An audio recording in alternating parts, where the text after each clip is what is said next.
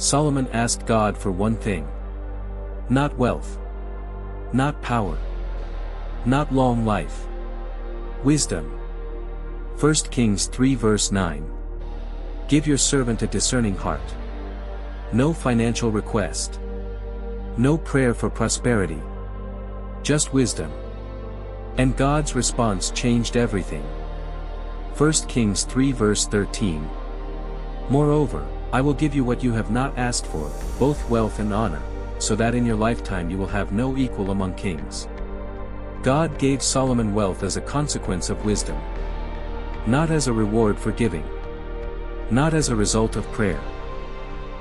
As the inevitable byproduct of asking for the right thing first. The church taught you to ask for the harvest. Solomon asked for the skill to farm. And the harvest followed on its own. Solomon then spent the rest of his life writing down exactly how it works. In Proverbs and Ecclesiastes, 2 books sitting in your Bible right now, he laid out a precise 7-principle system for how wealth is built, sustained, and passed on.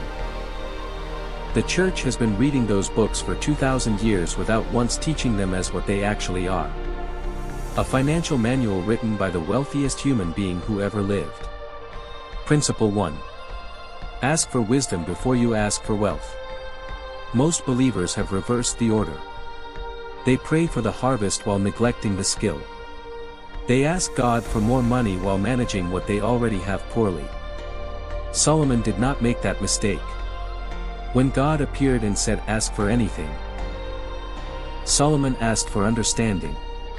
And verse 13 is the most important financial verse most believers have never been taught. I will give you what you have not asked for. The wealth came after the wisdom.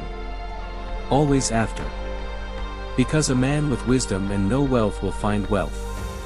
But a man with wealth and no wisdom will lose it. Before you pray for more money, ask yourself, am I stewarding well what I already have? Because if the answer is no, more money will not solve the problem. It will accelerate it. Principle 2. Your name is worth more than your net worth. Proverbs 22 verse 1. A good name is more desirable than great riches. To be esteemed is better than silver or gold. Solomon is not speaking in spiritual abstractions. He is making a practical financial statement. Your reputation precedes every room you enter. It outlasts every transaction you complete. Every shortcut that requires deception, every deal that requires misrepresentation, every relationship you exploit for what it can produce, these are withdrawals from the one account that cannot be replenished quickly. Your name. Proverbs 11 verse 3. The integrity of the upright guides them, but the unfaithful are destroyed by their duplicity. The word destroyed there is the same word used for the demolition of buildings. Not weakened. Demolished. Build clean. Build honest.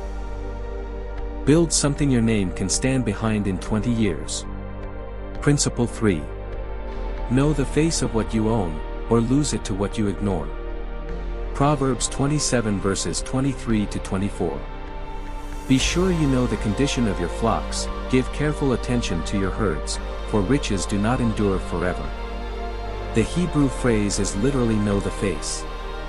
Not a glance. Not a rough estimate. The specific, detailed knowledge of exactly what you own, what it costs you, and what it is producing. Proverbs 24. 30 to 34 shows what happens to the man who doesn't.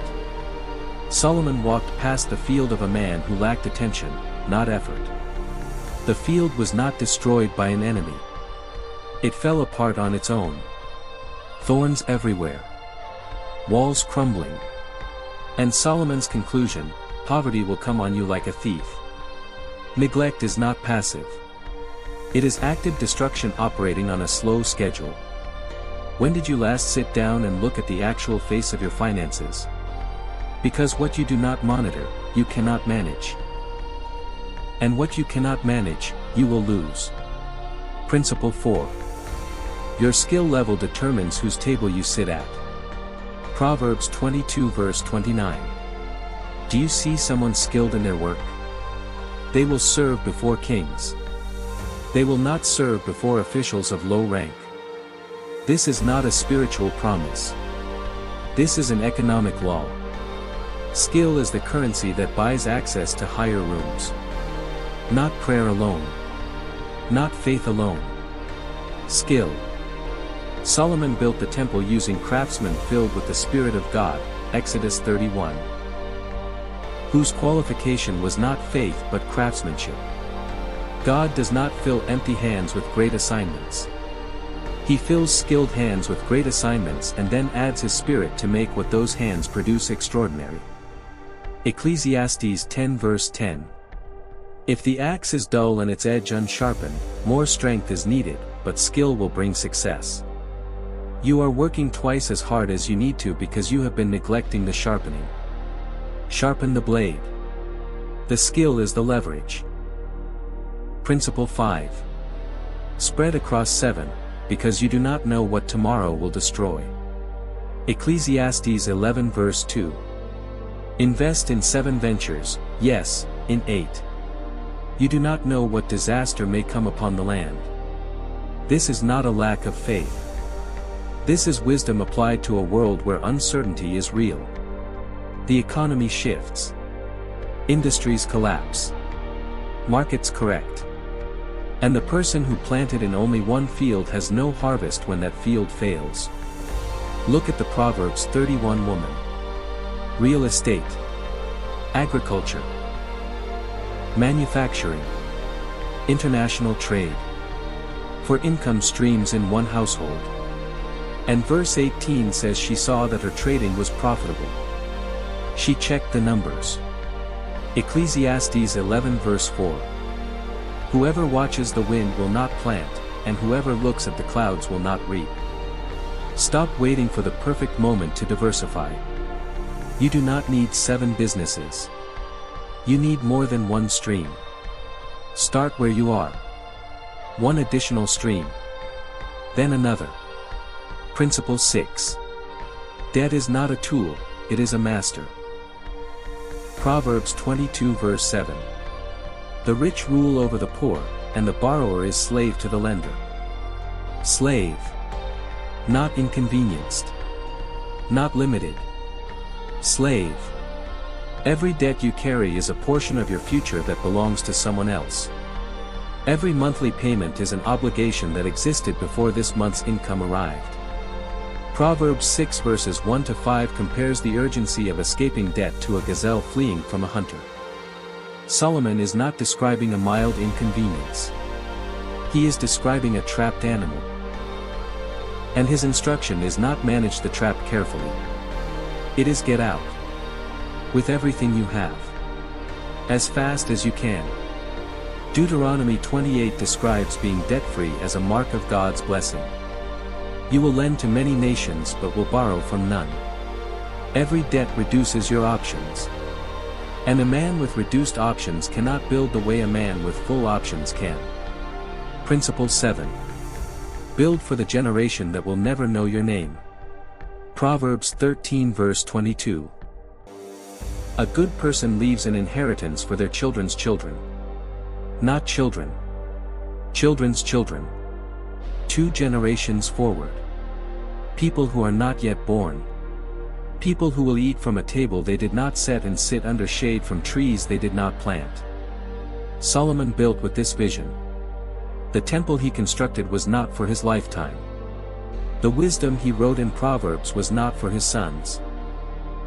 It was for every son across every century who would open that book and find a father's voice speaking into his specific situation 3,000 years later. The question this principle asks you is not how much will I have when I die. It is what will still be standing when my grandchildren's children are grown.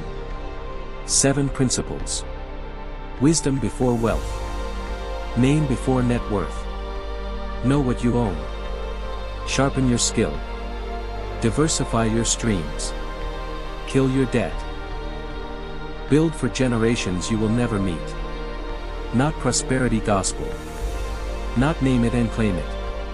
A system written by the wealthiest man who ever lived, buried in plain sight in the books your church has been reading for 2,000 years. Solomon tried everything else first. He chased pleasure. He accumulated possessions.